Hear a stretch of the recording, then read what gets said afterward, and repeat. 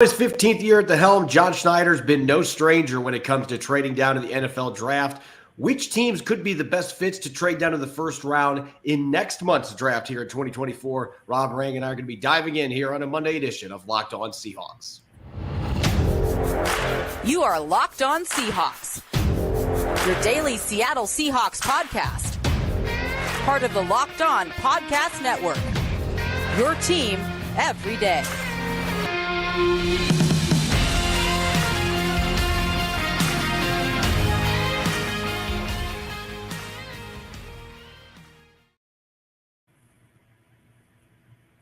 Greetings, 12. This is Corbin Smith, host of the Locked On Seahawks podcast, your daily Seahawks podcast, part of the Locked On Podcast Network, your team every day. Glad to be joined by my co-host in crime, Rob Rang. And a special thanks to all the 12s out there, whether you're listening in Port Angeles, Washington, or in Milwaukee, Wisconsin. We greatly appreciate each and every one of you for making Locked On Seahawks your first listen 5 days a week.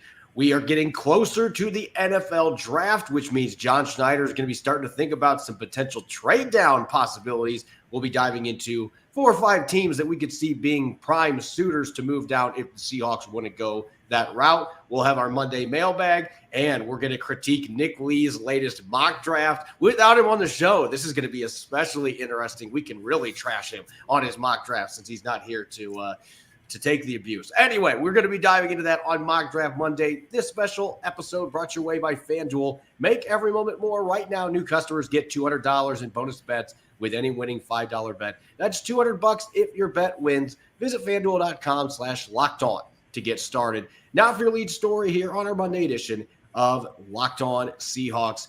Over the years, John Schneider has earned a much-deserved reputation for his willingness to trade up and down the draft board, particularly moving down where he's been able to recoup a lot of draft picks. And Rob, you and I were discussing this prior to the show, but John Schneider's got a history where the Seahawks, they typically make at least 8 selections. 2021 was a very rare instance where they only had 3 picks in that draft with a number of trades for veteran players, including the Jamal Adams trade. But generally, John Schneider likes to have at least 8 selections. Right now, he is on the docket for 7. It would seem that there's a pretty good chance there's going to be a trade down, particularly with a huge gap between their first-round pick and the 81st selection in the 3rd round.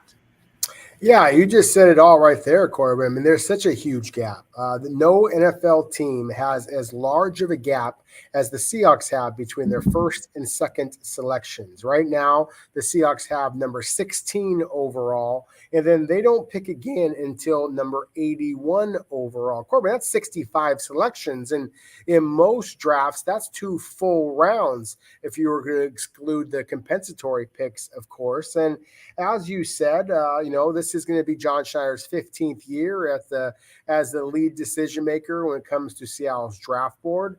And of the 13 of the past 14 years, that 2021 year was the lone exception, then Schneider had at least 8 picks. So, yeah, it would make an awful lot of sense for the Seahawks to be looking to trade back from number 16 overall to be able to acquire some extra selections, especially on day 2. That's really kind of the sweet spot in this year's draft class, at least in my opinion. And the Seahawks currently don't have any selections in round 2 or in round 5. And considering the fact that Seattle has had so many, just home run selections in round 2, let's just talk about like Kenneth Walker III or DK Metcalf, for example, Bobby Wagner being another one, or in round 5 where the Seahawks found guys like Cam Chancellor or Richard Sherman in the past. It would make an awful lot of sense for the Seahawks to look to trade back if they could to be able to acquire some more selections in some of those rounds in which the Seahawks have struck gold before. We have no idea which teams are going to be looking to trade up until we actually get to draft weekend because it's such a fluid process. But as we've talked about, this is considered a really good quarterback class, and there's a ton of offensive talent, and you could see the first 9 or 10 picks all be offensive players. So this might not be a typical year where teams are only looking to trade up if they can get their quarterback. There might be a pass rusher in other years that could go in the top 10 that'll be available in 15, 16 range where the Seahawks pick. And so I do think that there's going to be some interest. It depends how things play out. If you're wanting an offensive lineman, this is a really good class to move up and get that blue chip guy if you want. So I know, Rob, that you've done some deep diving on this, as have I. And what's the first team that jumps out to you real quick that you see as a potential suitor and maybe a trade compensation package for the Seahawks? Well, the one I'm actually leaning towards right now is Seattle making a trade with the Dallas Cowboys. The Dallas Cowboys are a team that, as you just mentioned, this is a very strong offensive line class. And the Cowboys have some question marks along the offensive line. Of course, with their longtime Pro Bowl left tackle, Tyron Smith, is expected to be moving on. The Cowboys might move Tyler Smith, who's been playing left guard, out to that left tackle position, but that isn't going to solve their issues at center, where right now they only have one center on their roster at all, and he is a former undrafted free agent who has never started in the NFL. So should a player like Jackson Powers Johnson from Oregon be available to the Seahawks at number 16, there's no guarantee that he is still going to be on the board to Dallas at number 24. So if Dallas were to trade Seattle, or at least offer Seattle maybe that number 24 overall selection, as well as a third-round pick, number 87, and a fifth-round pick, number 174 overall. In terms of the Jimmy Johnson trade chart, and that's what I've been going off of here in my research, the Seahawks number 1 overall selection, or excuse me, first round selection, number 16 overall, I should say, that's worth roughly 1,000 points. Again, if the Cowboys were to trade their first, third, and fourth round picks, that would basically equate out to a very comparable number here that I think the Seahawks and Cowboys both would feel pretty good about. And I think you also have to mention the Arizona Cardinals, just because they have the most draft picks in this year's draft with 13. They have the most selections among the top 100 with 6. John Schneider has never done a trade with the Arizona Cardinals, at least not to my research. And so this would be a little bit of something different, but at the same time, it would make some sense just because Arizona obviously has plenty of tricks in which they could peddle if they wanted to. Yeah, I think that the Cardinals are a team that certainly would be one to look at because they do have multiple third-round selections that could equate with that first-round pick to a fair offer. You would have to trade down 16 to 27 to get that pick. So you're talking a pretty big trade down in round 1, which is why you could reasonably ask for both of Arizona's third-round picks, or maybe you could ask for a third or a fourth. There are a lot of possibilities there. Anytime you talk about John Schneider trading down, though, you've got to mention the Green Bay Packers with his ties to Green Bay and the fact that they have made several trades on draft day. And this is another team that I look at the Packers and their draft pick situation. Green Bay has a second-round selection that is in the bottom third of the second round at pick 58. It would be a little rich based on the Rich Hill trade chart, which is the one that I use. But I could see if the Green Bay Packers feel like they can get a stud pass rusher at pick number 16, I could see the Packers being willing to dangle their first-round pick and their second-round pick to go get that player because they feel like a defense that might be 1 or 2 players away from being a top 5 unit. If they can get that stud pass rusher that normally is in the top 10 picks, there's already that built-in relationship. John Schneider has traded down twice in the past in the first round with the Green Bay Packers. So this would be a team that I think would make a lot of sense. And I also want to throw out a team that's been very busy this offseason, particularly the quarterback room, the Pittsburgh Steelers at pick number 20.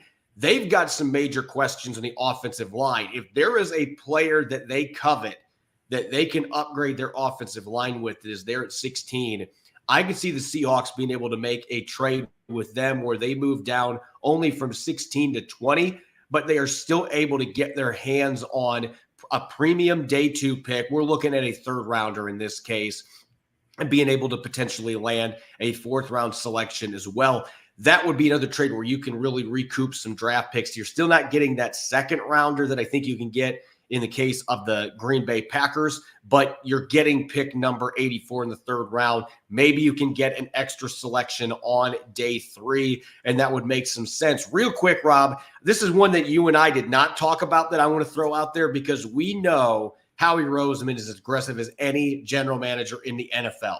The Eagles have 2 second-round picks this year. And sometimes you have to give up more than one pick to get what you want. So this is a trade that I actually think could make some sense, and there's a chance it could happen. Philadelphia has been a team that's loved to trade up in the first round in the past. So if you're looking at the Eagles and where they fit with the Seahawks, I think Seattle can get one of their second-round selections and maybe get a 6th-round pick, which they currently do not, or they have 2 of them, but they would add a 3rd one here that would offset not having a 5th-round pick. Get pick 53, pick 210, and you would give up pick 81 and pick 16 as part of that package. But you would get an additional 2nd-round pick, and that could give you some possibilities to trade down in the 2nd round if you wanted to and potentially recoup some more picks. So the Eagles would be a team that I would keep a very close eye on as well, that John Schneider could work potentially with Howie Roseman, and there's been a little history with those two in the past as well. Coming up next, we're going to answer your questions in our Monday mailbag segment. Tons of questions on NFL league rules. Rob and I are going to do the best we can to try to dive into those when we return here on our Monday edition of Locked On Seahawks.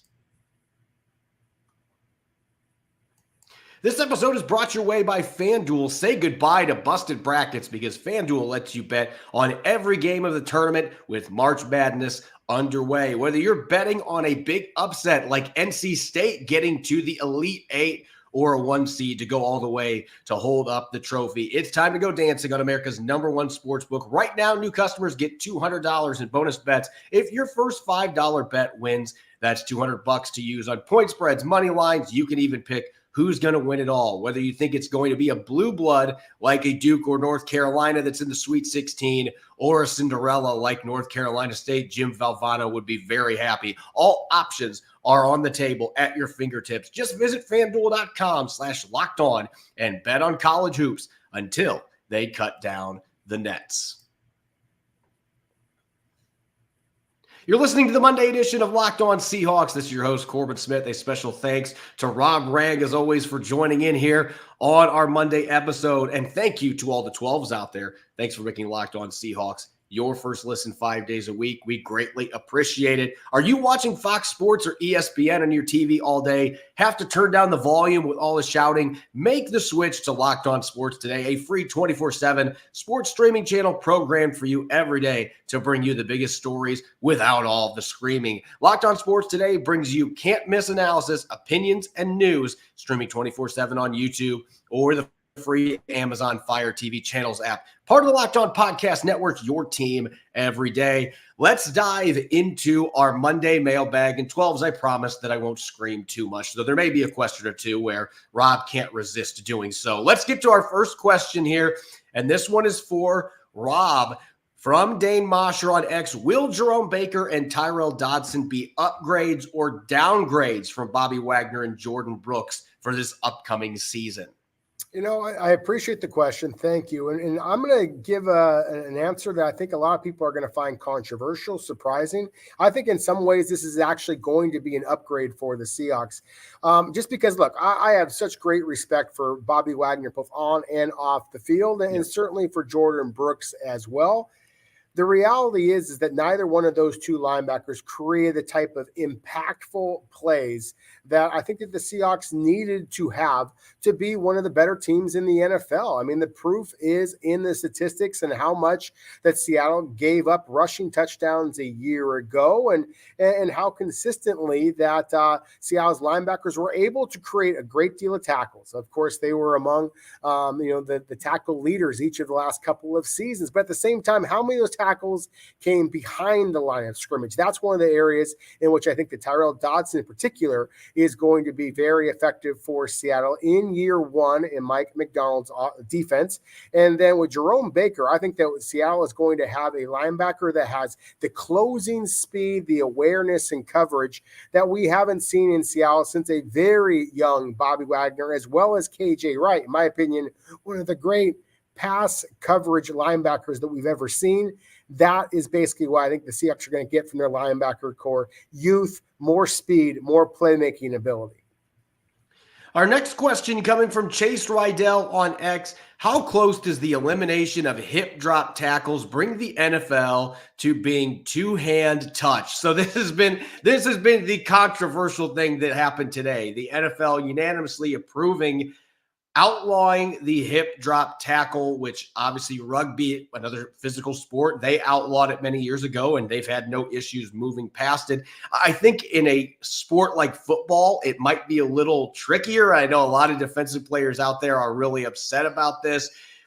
This is kind of a twofold thing for me. There's two sides to this, as there is with everything. I look at the data the NFL released. They're saying that there's a hip drop tackle, a swivel hip drop tackle. That's really what they're wanting to eliminate, where guys swivel and then drop their body weight on guys' legs. It happens on average one time per game last season. So it's not like this is a huge part of NFL games. But the times that it does happen, you're seeing injuries happen. So I get that. At the same time, it's one time a game. Does that necessarily justify that you need to put in a rule where I think that refs are going to have a really tough time distinguishing what a hip drop tackle is, especially with this swivel tag on it, versus a regular tackle? I can see why defenders are upset and they're worried, what am I going to do when it is getting increasingly more difficult to play defense in the NFL? So we'll have to see what happens. This is just my opinion. I think you're going to see a lot of penalties and fines in the preseason.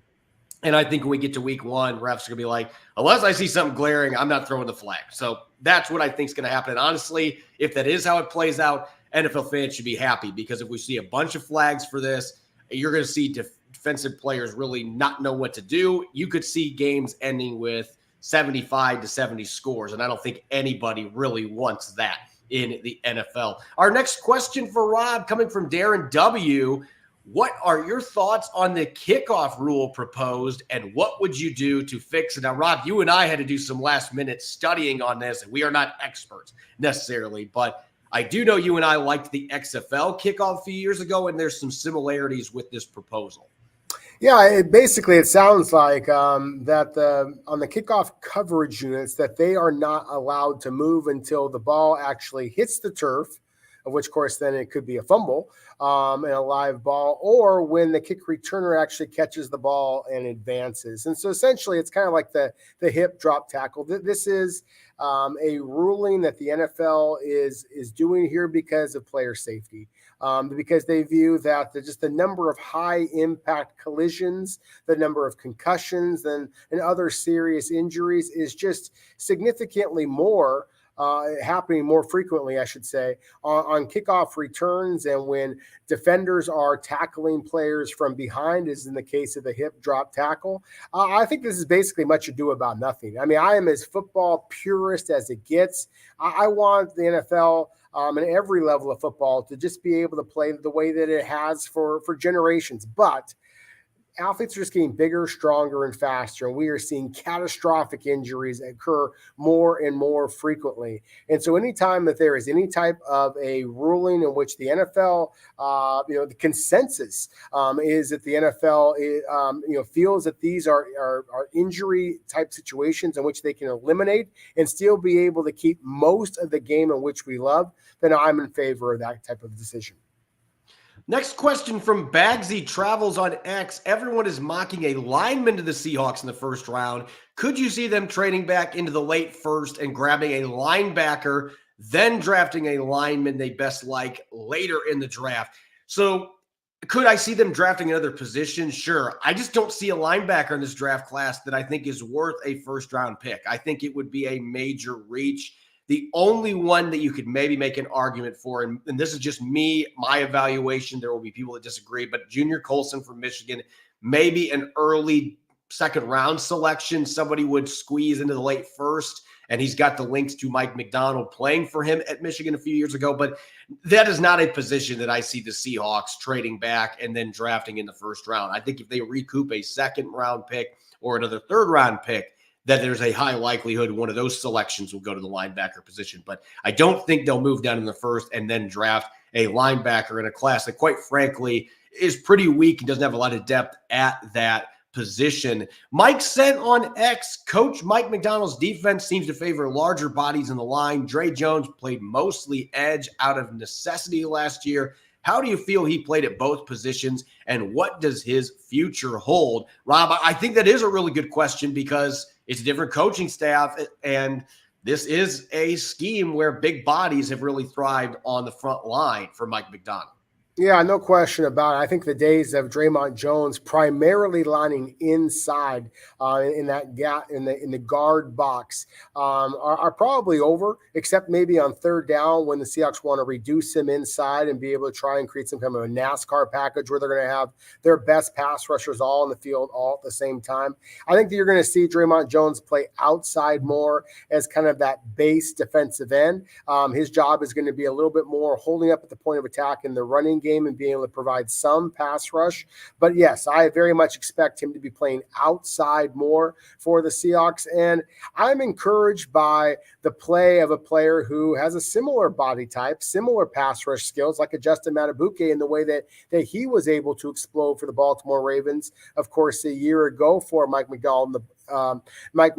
That's where I think that the Seahawks can have some optimism about Draymond Jones. Obviously, it was didn't result in the success that we were hoping for with Draymond Jones a year ago under Pete Carroll's system. This is a completely different system, and one that I think actually fits in pretty well with what Draymond Jones can bring the Seahawks.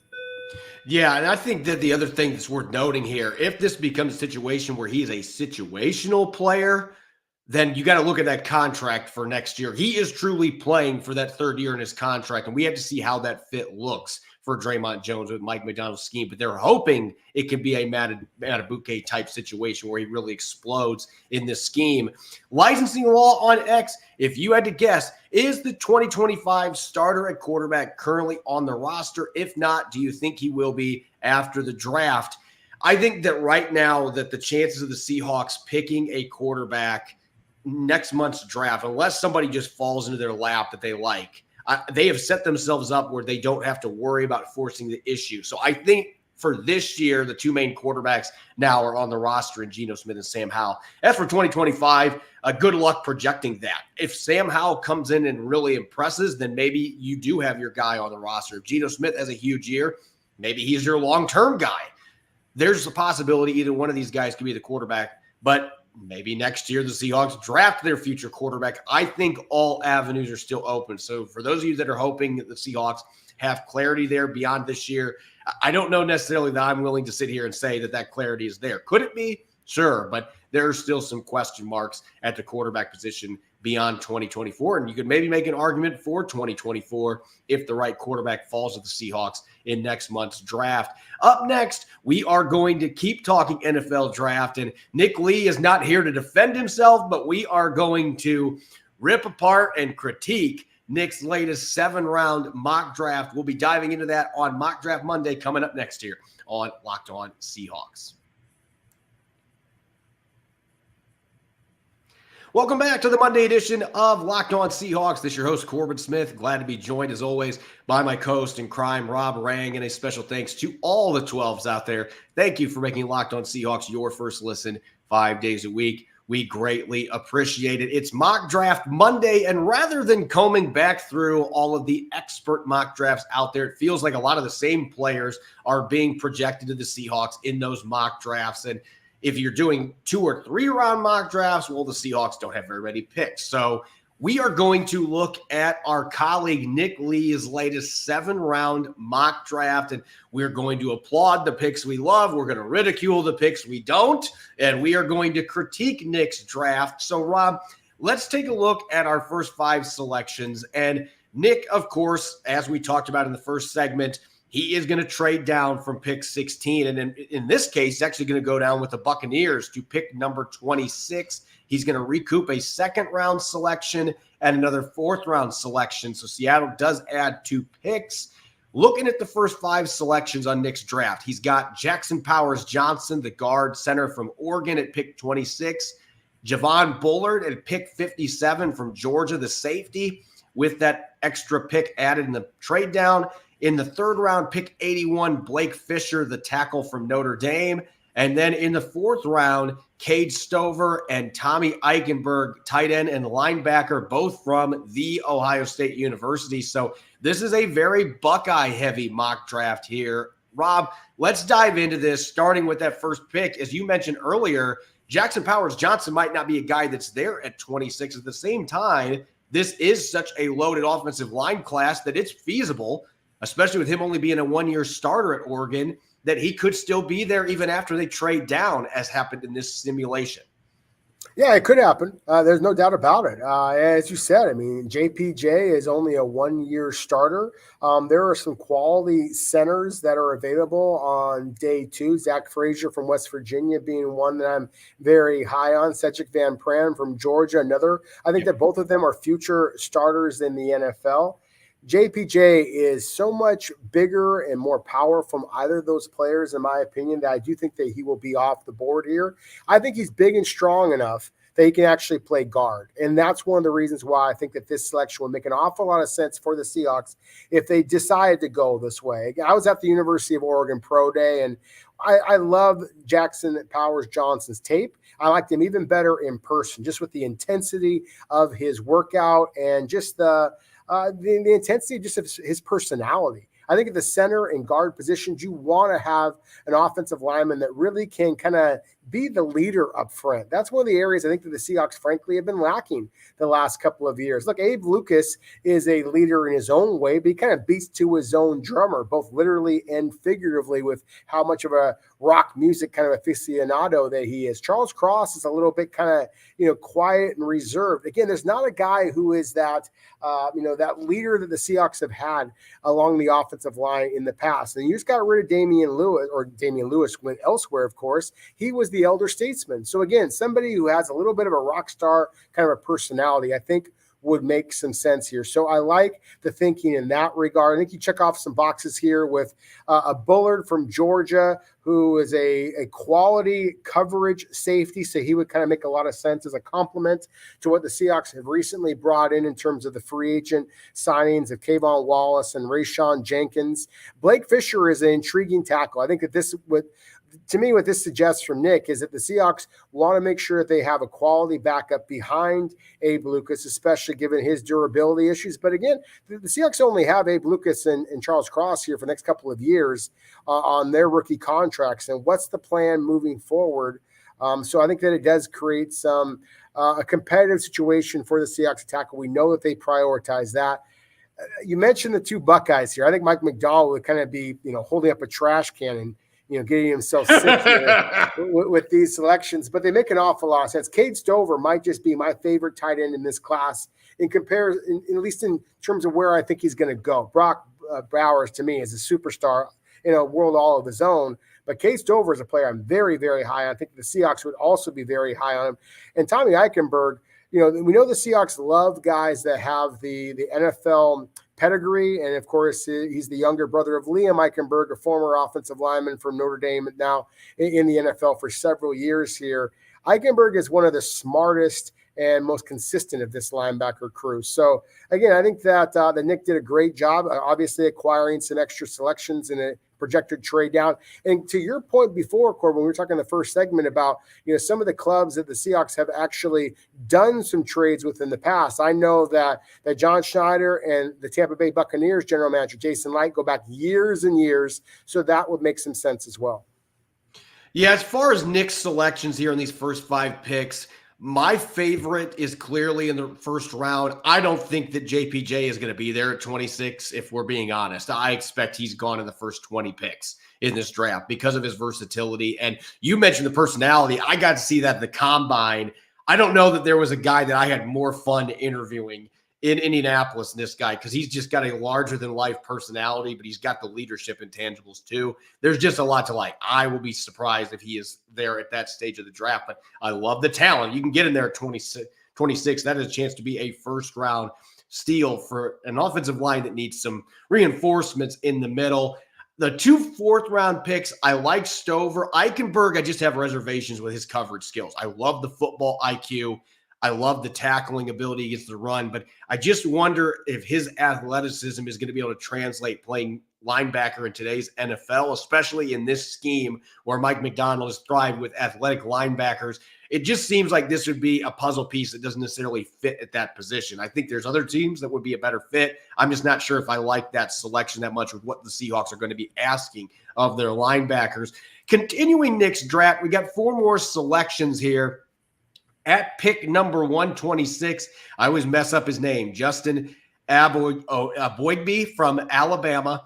Justin Rogers in the 6th round, defensive lineman from Auburn. Frank Gore Jr., yeah, we're to the point. There's another Frank Gore going to be entering the NFL, running back from Southern Miss. And Dominique Hampton, the safety from Washington, at pick 235. They added one of those selections with that 4th rounder coming over from the Buccaneers in Nick's trade down. Rob, looking at these 4 selections, I think you know which ones I'm going to prefer here. But looking at these selections, I know that Aboigbe, you were a big fan of coming out of Alabama. Yeah, I am. It's kind of like what we talked about before with how the Seahawks might employ Draymond Jones. I think he's going to be kind of one of those base ends. That's where I think that Justin Aboigbe fits in best in the NFL. I mean, he is not a quick twitch kind of a penetrator, which is where I think Draymond Jones can be very successful. He's a much more versatile player than Aboigbe. But Aboigbe has long arms. He's strong. He's kind of that classic Alabama defensive lineman. He's just not a guy that's going to be a terrific pass rusher, but he certainly can play the point very, very well, set the edge, and help that that run defense that the Seahawks need to get addressed. I was looking for defensive linemen in Nick's draft, and the idea that being able to find a player like Aboigbe at this point, I think would be a really savvy move by Seattle if this was to turn out. I love the fact that that you have the picture there of the big Auburn defensive tackle. For those of you who are able to see Justin Rogers, he's built a little bit kind of like a Brandon Mebane for those Seahawks fans out there who have been following the club for a while now. Basically 6'1.5", 335 pounds, at least that's what he's been listed at times. Just a big run stuffing presence in the middle. Of course, the nose tackle position in Mike Macdonald's system is much more important. I think that's something that the Seahawks have to address. Frank Gore Jr., I'm assuming that's one of the players that you're definitely going to be talking about, but he's just like his dad. He is not really fast. He is not really powerful. He's not really instinctive. He's very good at all 3 of those things. He just doesn't have any one trait that really is dominant. But at this point in the draft, I really think that he might be an excellent value selection. If I was to push back, I would just say, how are you going to possibly be able to keep this back, considering the fact that you already have the 3 very young backs already in Charbonnet and Kenneth Walker III, of course, and then Kenny McIntosh, who I'm very excited to see on the field. I don't know that this team can keep 4 running backs. And then finally, Dom Hampton, the safety from University of Washington. Terrific week at the combine, and has the athletic ability that you want to gamble on his traits. He is not as good of a football player yet as maybe his production and that combine workout would suggest. That's why he might be available here. But I think that he is one of the better developmental safeties in this class. So in my opinion, Corbin, if the Seahawks were to pull off exactly what Nick has prescribed for them, then Seattle fans should be pretty happy with this haul. I know that a lot of people are going to look at the selection of Frank Gore Jr. and they're going to respond the way that you just did. Where are you going to put him? Well, Kenny McIntosh, there's no given for him making this roster. He was a favorite of Pete Carroll. And if this new coaching staff, Frank Gore Jr. is not quite as big as his dad, but he runs very much the same. He was in the top 10 in the entire country last year in yards after contact per carry and missed tackles force. He still runs like a hammer. And this is going to be a coaching staff that I think is going to emphasize that. They want physical backs. And oh, by the way, he's got real good hand for the field, and he was a top 5 graded pass protector in college football, which you need a new third down to replace DJ Dallas. Kenny McIntosh is going to get the first opportunity, but he didn't play a snap last year, and this is a new coaching staff. They don't have any allegiance to him. So if you have a chance to bring in a guy like Gore Jr., who has a very well-rounded skill set and clearly has pro football pedigree in his blood, you can get him in the 6th round. I like this selection a lot. And I think Dominique Hampton in the 7th round has a chance to be a steal because you mentioned not as polished for a guy that did play in games in 6 seasons at Washington. There's still some room to develop him, but I look at the physical tools and the fact that he's played a little bit of both safety positions. You can get him there, special teams value early. You might have 2 potential long-term starters in him and Bullard that you picked in this draft. As always, you can follow me on X and Threads at Corbin Smith NFL. You can follow Rob at Rob Rang. Make sure to subscribe to Locked On Seahawks on YouTube and wherever you listen to your podcast to make sure you don't miss a single episode. Coming up tomorrow, we are going to continue diving into depth chart review as we lean towards the draft. Biggest areas of need on offense will be the focus on tomorrow's episode. Make sure that you are listening in and enjoy the rest of your Monday. Go Hawks.